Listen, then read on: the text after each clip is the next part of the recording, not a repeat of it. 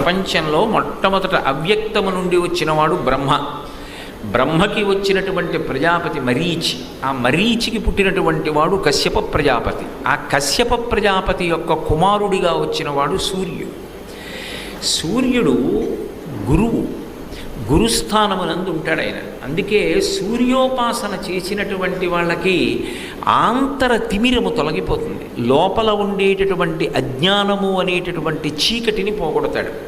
మీరు చూడండి, లోకంలో భయమునకంతటికీ కూడా కారణం ఏది అంటే చీకటి ఒక్కటే. అసలు నిజానికి చీకటి భయకారకం. చాలా చీకటిగా ఉందనుకోండి, మీరు ప్రయాణం చెయ్యండి అంటే నేను భయపడతాను. ఎందుకు భయపడతాను అంటే ఆ వస్తువు ఏది అన్నది ప్రకటనంగా తెలియదు, స్పష్టంగా తెలియదు.